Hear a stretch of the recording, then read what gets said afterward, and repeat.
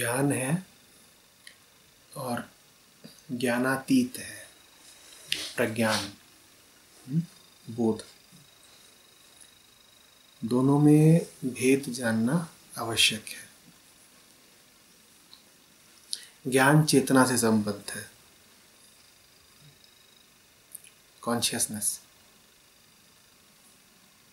और प्रज्ञान दूसरा नाम है चेतनातीत के लिए, अवेयरनेस या बोध।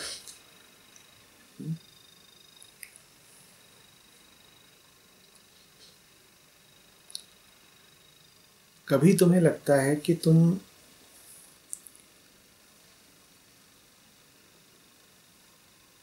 नहीं जानते हो या गलत जानते हो, और कभी तुम्हें लगता है कि तुम जान गए, तुम सही जानते हो। आमतौर पर तुम इन दोनों स्थितियों के भेद को बड़ी गंभीरता से ले लेते हो। तुम्हें भूल जाते हो कि इन दोनों ही स्थितियों में मनोभाव भले बदले हों, ज्ञान का विषय भले ही बदला हो, पर जो ज्ञानी है, जो ज्ञेता है, वो ज्ञेता तो तुम ही बने रह गए। कभी तुमने ही कहा था कि नहीं जानते हैं, कि गलत जानते हैं, और कभी तुम्हें ही अनुभव हो रहा है कि जैसे सब जानते हैं।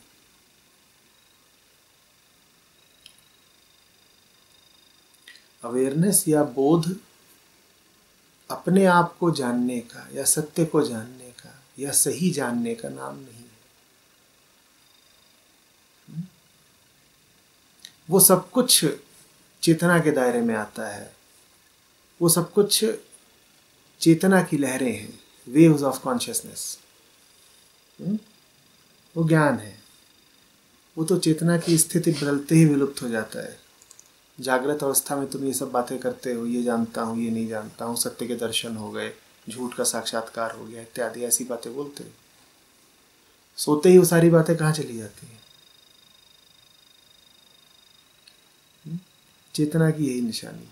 स्मृति का विलोप हुआ नहीं कि स्थिति बदल गई। चेतना की स्थिति बदली नहीं कि तुम्हारी स्थिति बदल गई। मन एक बिंदु से हटकर दूसरे बिंदु पर केंद्रित हुआ नहीं कि जो बातें अभी तक बड़ी महत्वपूर्ण लग रही थी वो सब नेपथ्य में चली गई। बोध बिल्कुल दूसरी बात है। बोध का अर्थ ये नहीं है कि सही जान गए। बोध का अर्थ ये नहीं है कि गलत जानने से मुक्ति मिल गई। बोध का अर्थ है कि कभी सही जानेंगे, कभी गलत जानेंगे, पर जानना क्या है ये हम जान चुके हैं। जानकारी को, द्वैताधारित चेतना को कभी इतना महत्व नहीं दे देंगे कि ज्ञान बढ़े तो लगे हम बढ़ गए, और ज्ञान घटे तो लगे हम घट गए।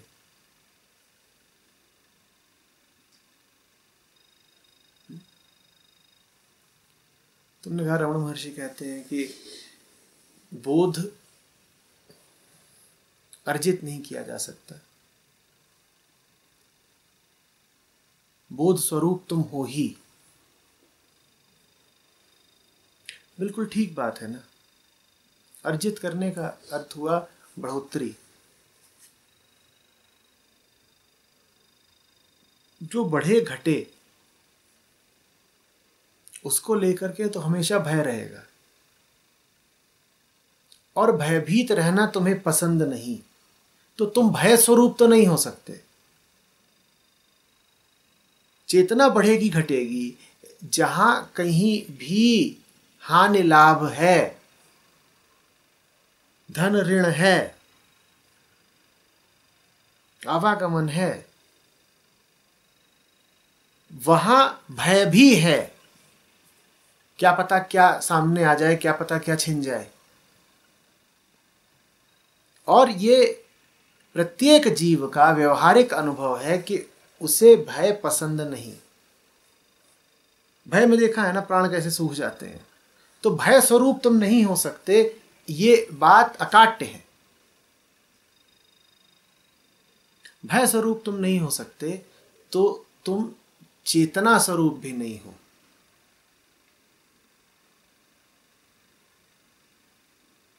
चेतना स्वरूप नहीं हो।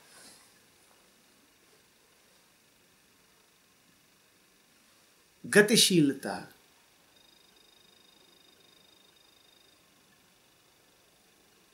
स्वभाव नहीं तुम्हारा, तो फिर तुम स्पष्टतः ही वो हुए ना जो इतना स्थिर है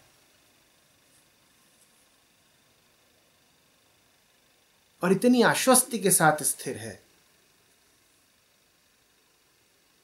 कि उस पर पूर्ण भरोसा किया जा सकता है कि ना आएगा ना जाएगा। समय के साथ उसका क्षरण नहीं होगा और प्रयत्नों के साथ उसकी वृद्धि नहीं हो जाएगी।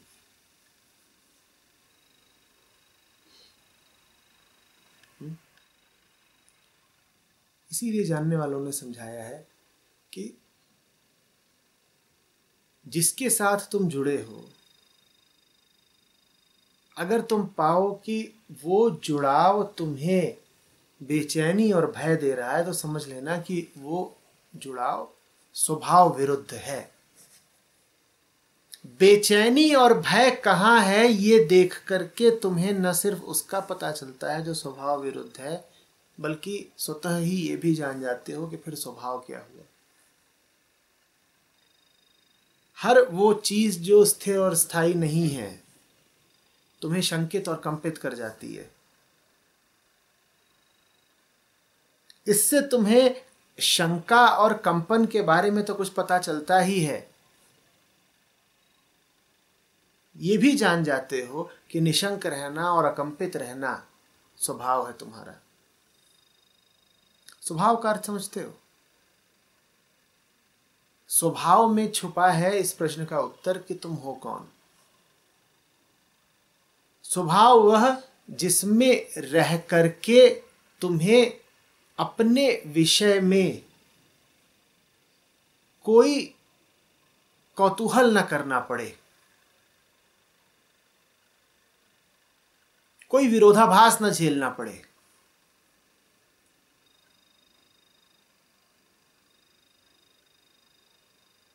कोई आंतरिक संघर्ष न उत्पन्न हो।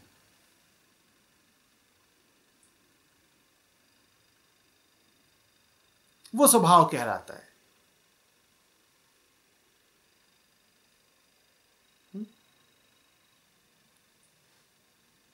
आत्यंतिक स्वभाव है बोध, प्राकृतिक स्वभाव है प्राण।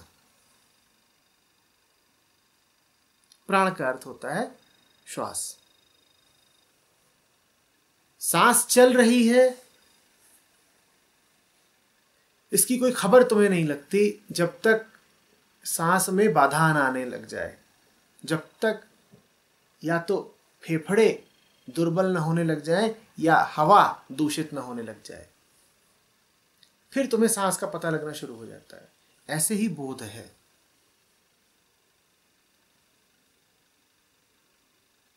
वो लगातार बना हुआ है, या ये कह दो कि कुछ है जो निरंतर ही नहीं है। निरंतरता प्रमुख है, निरंतरता। अंतर नहीं पड़ना चाहिए। कह लो कि कुछ है जो बना हुआ है, या कह लो कि कुछ है जिसका सतत अभाव है, पर जो भी है उसमें गतिशीलता, बदलाव, आवागमन नहीं होना चाहिए।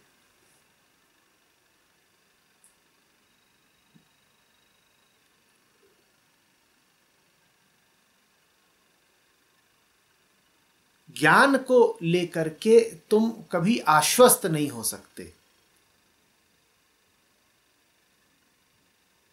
चेतना को लेकर के तुम कभी आश्वस्त नहीं हो सकते। क्या पता कब क्या चल रहा हो मन में। हजार तरीके के प्रभाव पड़ते रहते हैं मन की, कब क्या दशा क्या संयोग बैठ जाए किसको पता। लेकिन एक आश्वस्त रख सकते हो कि मन में जो चल रहा है वो मन में ही चले, हम में ना चले। ये बोध है। हम में कुछ चला नहीं, हम कहीं को चले नहीं, ये बोध है। ज्ञान ज्ञान है, चेतना चेतना है, अपनी जगह ठीक है वो, हम हैं, ये बोध है। ज्ञान और चेतना मन की सामग्री, मन का माहौल, वहां तो ऊंच नीच बनी ही रहेगी। कभी धूप कभी छांव। वहां जो भी चल रहा है उसे हम जाने कि वो मन है, हम नहीं है, ये बोध है।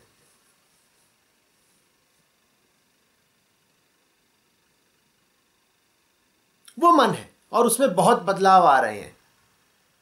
लहरें उठ रही हैं, गिर रही हैं, ठीक है। कुछ लहरें ऊपर की हैं, कुछ नीचे की हैं। कभी सूचना सही है, कभी सूचना गलत है। कभी ज्ञान सबल है, कभी दुर्बल है। कभी तथ्यों को आधार बनाया है, कभी कल्पनाओं को आधार बनाया है। वो सब चल रहा है। जो चल रहा है उन सब चीजों में आपस में बड़े अंतर्विरोध हैं। लेकिन एक बात उन सब चीजों में साझी है, क्या? कि वो सारी बातें मानसिक हैं। तमाम विरोध होते हैं उन कल्पनाओं में जो मन में उठती हैं। कभी तुम्हारे मन का माहौल काला है, कभी सफेद है, कभी कुछ है, कभी कुछ है। पर एक बात तो लगातार पक्की है ना, कि जो कुछ भी है वो मानसिक है। अब ठीक है, वो जब मानसिक है तो वो सब एक हो गया। वो एक हो गया और हम में सामर्थ्य है उससे अलग हो जाने की। ये प्रज्ञान है।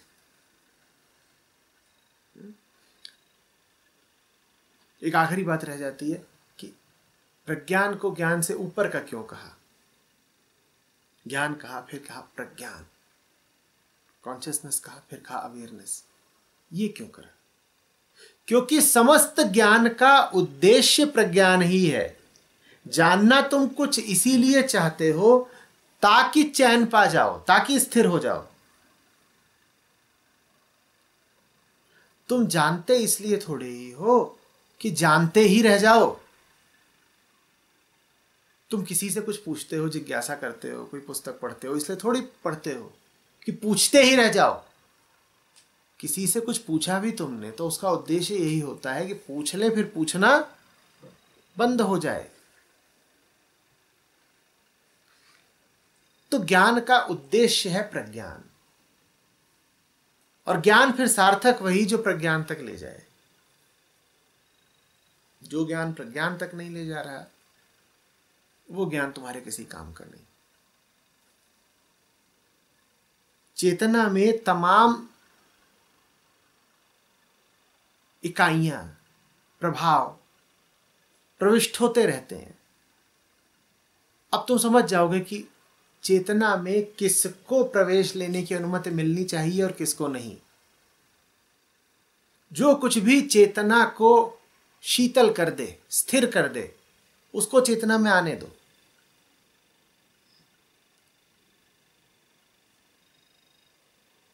और जो कुछ भी चेतना को और उद्वेलित कर दे,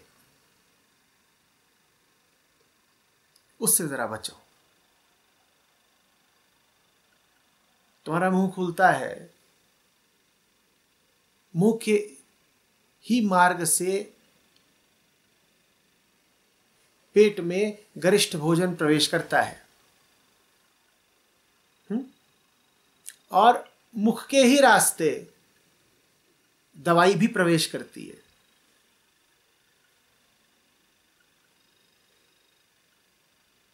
सामग्री में भेद होता है। तुम शरीर को क्या आहार दे रहे हो और चेतना को क्या आहार दे रहे हो,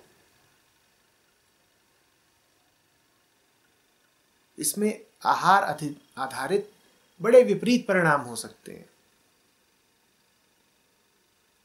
एक ज्ञान ऐसा हो सकता है जो तुम्हारे विचरण का कारण बन जाए, और एक ज्ञान ऐसा हो सकता है जो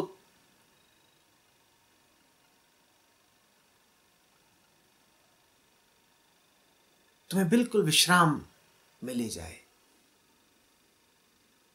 अभी आप कबीर गाते थे और कबीर कह रहे हैं, सोच समझ अभिमानी। इससे आप समझ जाओगे कि ज्ञान का उद्देश्य क्या है उचित। सोच समझ, सोच वही भली जो समझ तक ले जाए, और ऐसी सोच जो समझ के विरुद्ध खड़ी हो, उससे बचना। उचित ज्ञान शीघ्र ही आपकी अपने ऊपर अवलंबता को समाप्त कर देगा। सोच यदि सही है तो थोड़ी देर में थम जाएगी। सोच का थम जाना प्रमाण है समझ का। ज्ञान का थम जाना प्रमाण है प्रज्ञान का।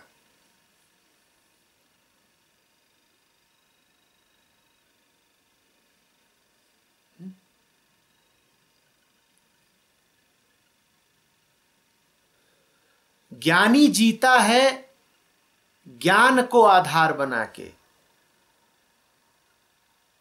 प्रज्ञानी मात्र जीता है, उसे ज्ञान का आधार नहीं चाहिए। जीने के लिए, चलने के लिए, निर्णय करने के लिए उसे अपने ज्ञान कोश को नहीं टटोलना पड़ेगा। ज्ञानी टटोलता है।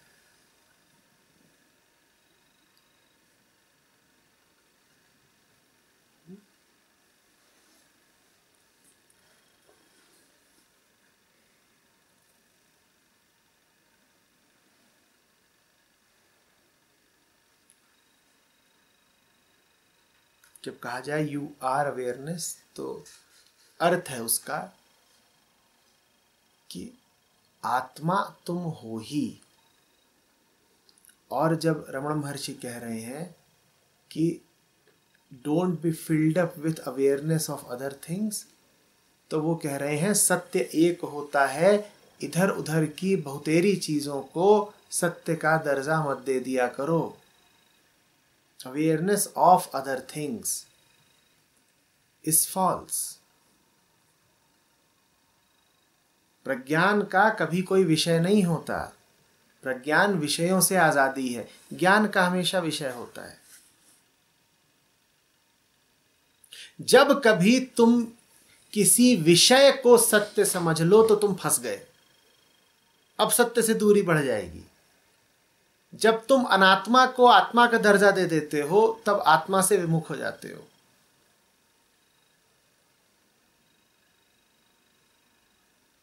सीख सीधी है, सपाट है।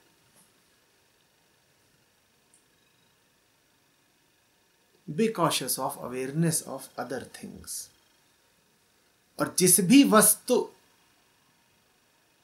से तुम भरोगे वो होगी तो वस्तु ही, भले ही उस वस्तु का नाम कितना ही मीठा, कितना ही ऊंचा क्यों ना हो। वो वस्तु हो सकता है तुम्हें लगे कि तुम्हारी अपनी है, आंतरिक है। हो सकता है तुम वस्तु को नाम दो आत्मा, हो सकता है तुम वस्तु को नाम दो प्रेम, हो सकता है वस्तु को नाम दो परमात्मा। पर जिस भी चीज ने तुम्हें भर दिया, फिल अप कर दिया, वो चीज तुम्हें आत्मा से, सत्य से, बोध से, प्रज्ञान से दूर ले जाएगी।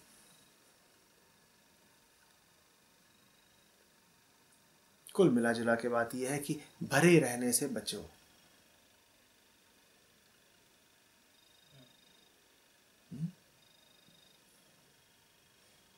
खालीपन में बड़ी सफाई है।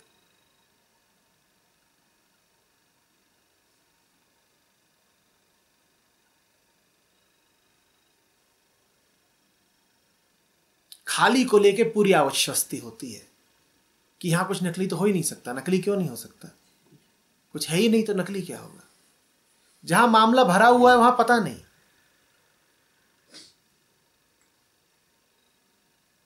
कौन जाने उसमें क्या हो।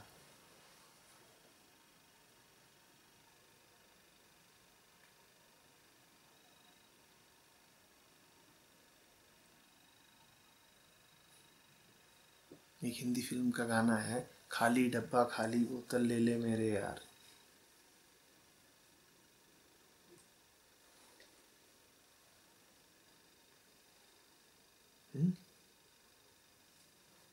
उसमें किरदार आगे कहता है, खाली की गारंटी लूंगा, भरे हुए की क्या गारंटी।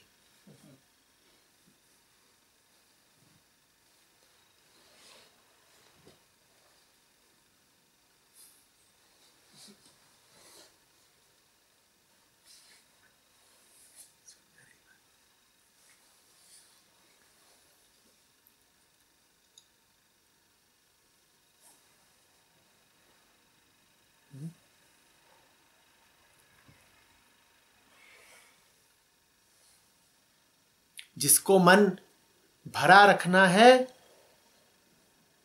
वो ज्ञानी, जिसको मन खाली रखना है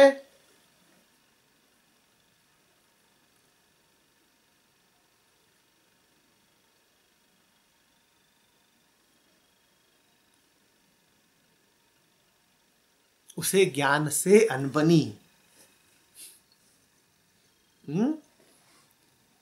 प्रज्ञानी कौन?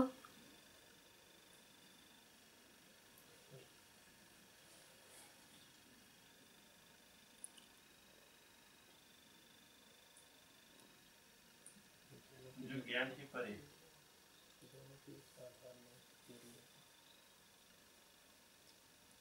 जो कहे कि ज्ञान कभी आता है कभी जाता है, कभी तथ्य प्रतीत होता है कभी मिथ्या प्रतीत होता है। अरे ये सब चलता रहता है, कौन झंझट करे, कौन उलझ मरे।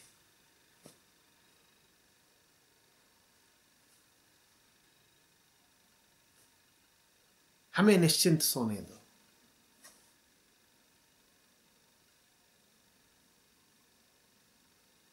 ये प्रज्ञानी।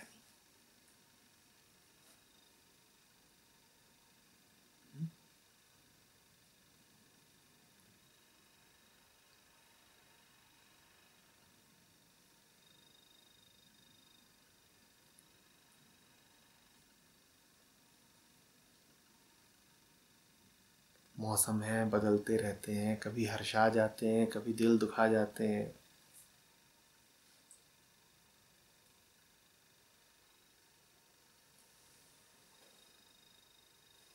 ठीक है, कभी हर्षित हो लो कभी रो लो,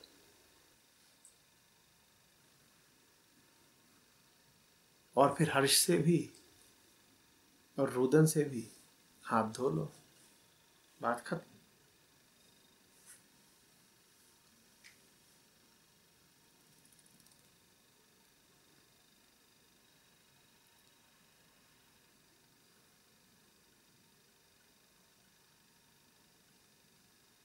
प्रज्ञान ज्ञान का विरोधी नहीं है, प्रज्ञान अज्ञान नहीं है।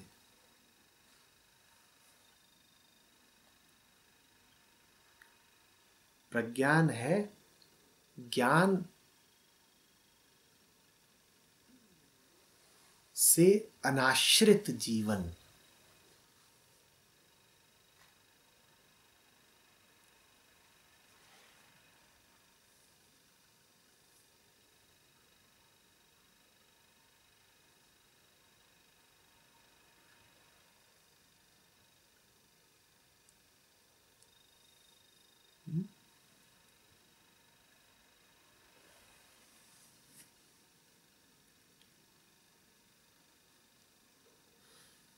कहिए।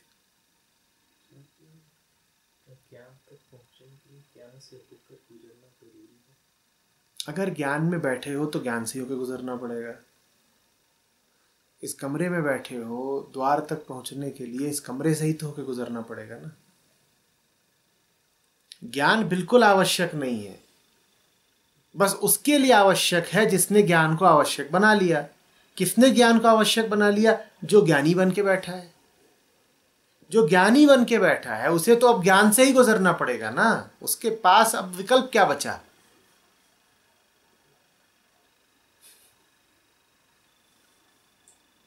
वो ज्ञानी न रहे तो उसे कहीं से नहीं गुजरना, पर वो तो ज्ञानी है, वो अब ज्ञान की ही सुनेगा। उसे न सत्य की सुननी है, ना आत्मा की सुननी है, वो तो ज्ञानी है। वो किसकी सुनेगा? ज्ञान की। उसने खुद अपने लिए तय किया है कि मैं ज्ञानी हूं, मैंने ज्ञान को सर्वोपरि रखा है, मैं तो सुनूंगा ज्ञान की। अब ऐसे को समझाने के लिए ज्ञान का ही सहारा लेना पड़ेगा। इसीलिए फिर उपनिषदों ने और मनीषियों ने ज्ञान की बात करी। ज्ञान योग है। ज्ञान योग किनके लिए है? किनके लिए है? जो ज्ञान के अलावा और कुछ सुनेंगे नहीं, ज्ञान के अलावा किसी चीज से राजी नहीं होंगे। तुम अपने आप को मानते हो ज्ञानी, तो फिर ठीक है, लोग ज्ञान को ही विधि बना देते हैं, तुम्हारी बीमारी को ही विधि बना देते हैं।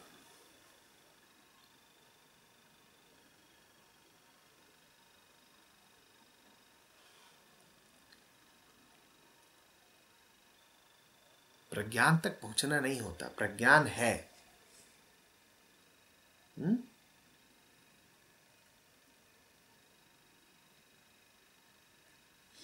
तुम कल्पना के घोड़े पे सवार हो।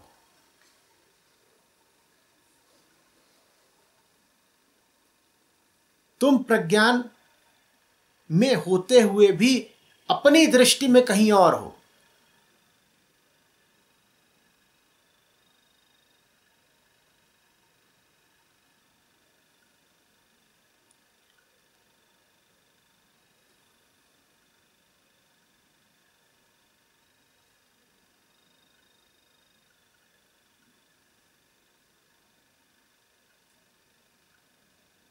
और तुम्हारी दृष्टि जो है वही तुम्हारा जीवन है।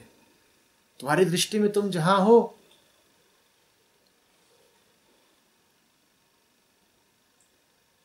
तुम्हारे लिए तो वही सत्य है। अहंकार की यही तो बात है, उसे अपनी व्यक्तिगत दृष्टि पे पूरा भरोसा होता है।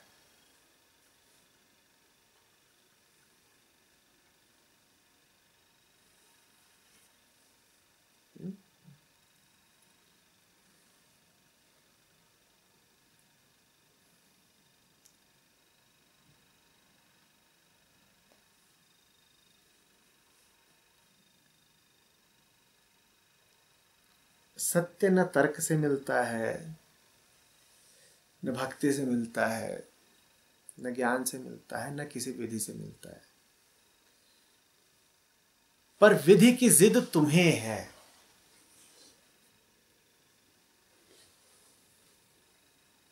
तो तुम्हें विधियां थमा दी जाती हैं।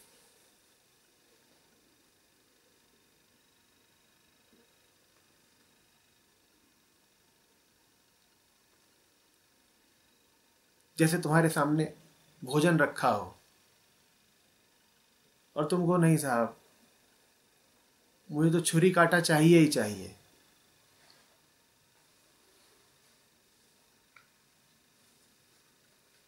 अन्यथा ये खाया नहीं जा सकता।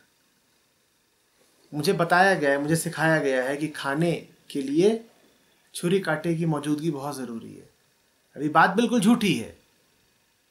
भोजन उपलब्ध है और तुम उसे कभी भी खा सकते हो, लेकिन विधि की जिद तुम्हारी है, क्योंकि धारणा बना रखी है तुमने। ज्ञानी हो गए हो तुम, ये ज्ञान है तुम्हारा कि छुरी कांटा आवश्यक है। तो ठीक है, फिर तुमको दे दिया जाता है कि लो। तुम्हें इसी विधि से सत्य तक पहुंचना है तो इसी विधि से पहुंच जाओ, जैसे तुम चाहो। अन्यथा विधियों का क्या महत्व है? कुछ भी नहीं। सत्य कोई छुपा बैठा है, उसने कोई जिद पाली हुई है, वो कोई आंख में चौली खेल रहा है कि तुम विधि लगाओगे उसके साथ।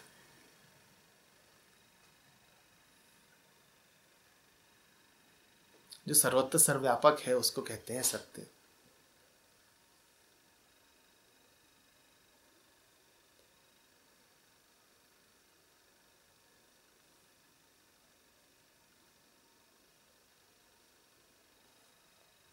तुम्हारी हालत ऐसी है कि जैसे तुम कहो कि दम घुटा जा रहा है, दम घुटा जा रहा है, जाओ हवा का मर्तबान लेके आओ, फिर सांस ले पाएंगे। तो फिर कोई मर्तबान लेके आता है तुम्हारे पास, तुम उसे मुंह घुसेड़ते हो, फिर तुम सांस लेते हो, कहते हो जान बच गई। हवा तो लगातार थी, चारों ओर थी, पर तुम्हारी जिद थी कि हवा पाई जाती है सिर्फ मर्तबान में। ये तुम्हारी धारणा है, तुम्हारा ज्ञान है कि हवा पाई जाती है सिर्फ मर्तबान में। तो ठीक है, संतों ने कहा ले भाई, तू ऐसे ही ले, तेरे प्राण बचे।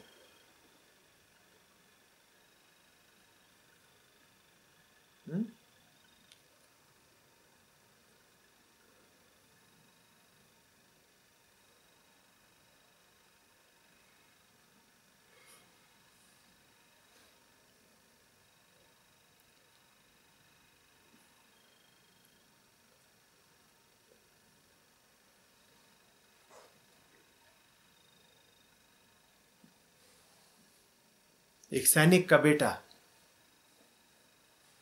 संगीत सीखने गया।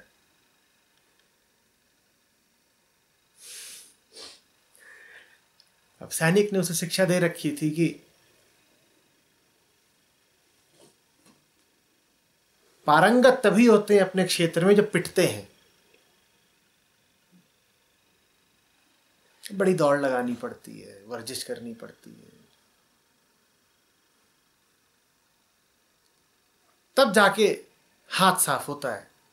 सैनिक को ऐसे ही मिला होगा कि दौड़ाया गया होगा, दंड दिया गया होगा, कभी पानी में डला होगा, कभी पहाड़ चढ़ा होगा, तब सैनिक बना होगा। तो अब सैनिक के बेटे की जिद, अब ज्ञान है उसके पास कि सीखने के लिए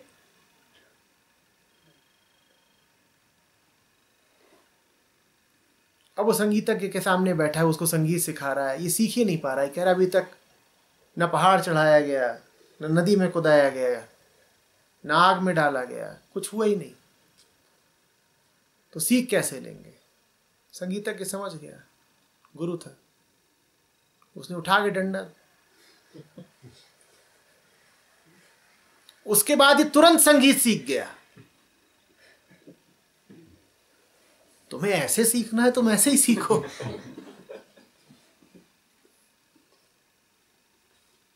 विधियों की जिद सत्य की ओर से नहीं है, तुम्हारी ओर से है।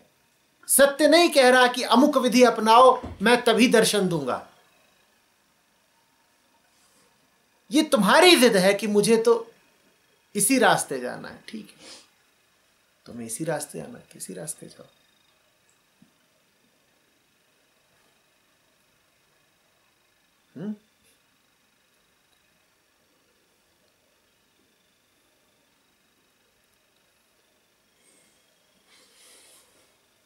तुम्हें लगता है अगर कि पिटने से सुर ताल का कोई नाता है, तो तुम पिटो, शायद उसी से गला खुले तुम्हारा।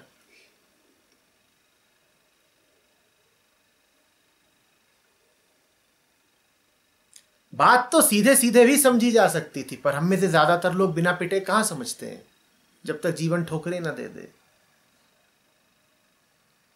तब तक संगीत ही नहीं फूटता।